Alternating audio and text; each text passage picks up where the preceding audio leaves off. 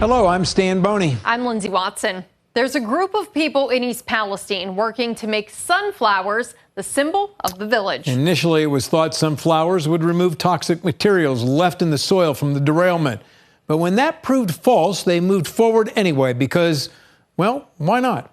The Sunflower Project. It's our top story tonight at 10.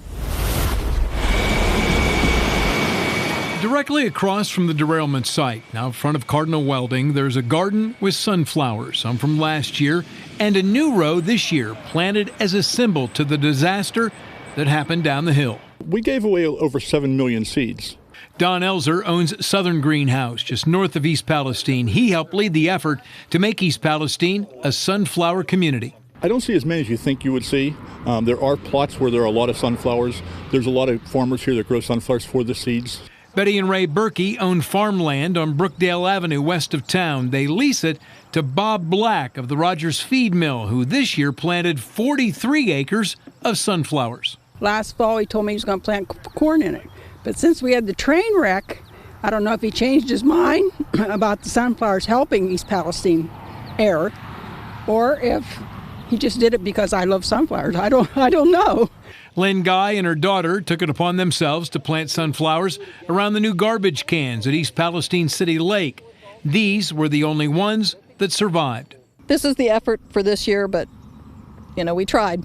At Nini's Collectibles and Gifts downtown, sunflower flags hang out front. And you'll find sunflowers scattered about East Palestine, but not what you'd expect, given the number of seeds given away. The support was great at giving the seeds away. I don't think growing was as much as we thought they were going to be.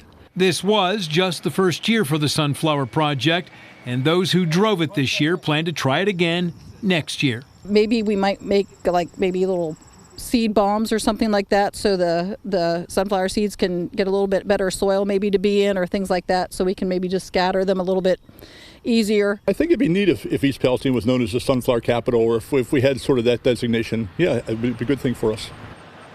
Don Elzer, who you just heard there, says when it was made known that sunflowers would not clean the soil, that may have led to fewer people deciding to plant. Elzer says it took away the chemistry and it just became an act of, well, planting flowers. Hi, everyone. I'm Lindsay Watson. Thanks for watching the WKBN 27 First News YouTube channel. If you want more video news, subscribe to our channel. And don't forget to download the WKBN 27 First News app for breaking news alerts.